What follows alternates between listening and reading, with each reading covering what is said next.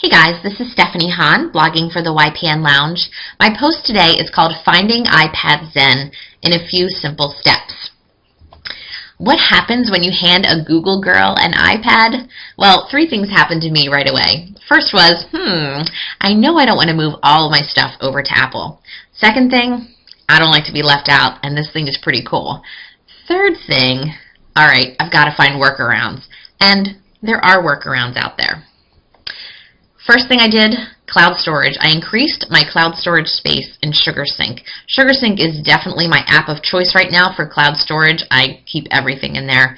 Great, great, great little app, and it works across all of my devices. Now that I have the SugarSync app on my iPad, I can see everything I have saved in the cloud and download only what I need to my iPad. The download might seem like a pain, but it actually only takes seconds to complete. So if someone's going to share a folder with you, all you do is double-click on the file that you want to download, and you can see the ones in color there in that list of PDFs are the ones that I've downloaded. And like I said, it usually takes just a few seconds. Next thing I did was I added shortcuts. This seems so basic, I know, but it really can be very helpful when you need to get to a site quick and often. So, if you want to save a link to your company intranet or your own website, just as a little icon on one of your screens, just open the link in Safari, and then you want to tap on the little box with the arrow shooting out of it, and then tap Save to Home Screen. And I did some screenshots of that for you just so you could get a peek of it if you haven't seen this before.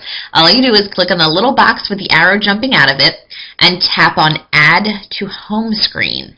Now you can name it whatever you want. It'll throw a name in there, but you can call it whatever you want. I just typed my site in there and then tap Add, and you'll see the little icon just as a little photo, just like all of your other apps, on your screen.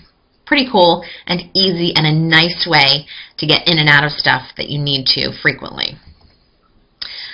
Folder up.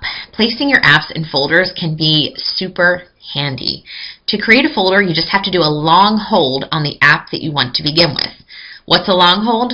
Just stick your finger on the app and hold it there until it starts jiggling. Now, what you want to do is take that app and move it on top of another app that you want to include in the same folder. Okay? Then you have a folder just by dragging one app on top of the other. You can name the folder, and then you can long hold and add other apps into that folder. Grouping screens, again, you're probably doing this already without even realizing it, and it seems pretty simple, but this also, great little time saver. If you've got a lot going on, which who doesn't, try grouping your iPad screens for ease and speed. I have just a general screen, a work screen, a play screen, and of course my real estate screens. Now they're not actually labeled that, of course, but it's definitely how I think of them in my head.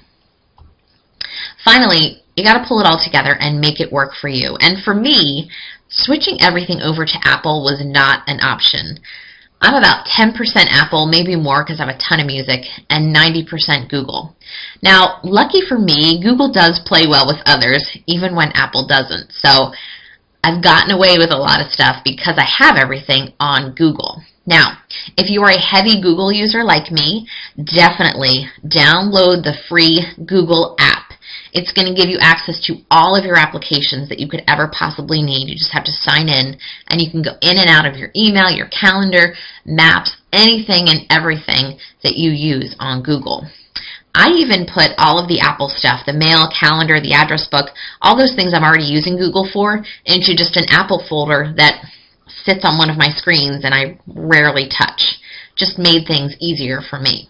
You can make an iPad work for you if you're not an Apple user, a frequent Apple user, and still be productive with it. So thank you so much for listening today. I really appreciate you taking the time out of your busy day, and I hope that you can find iPad Zen as well.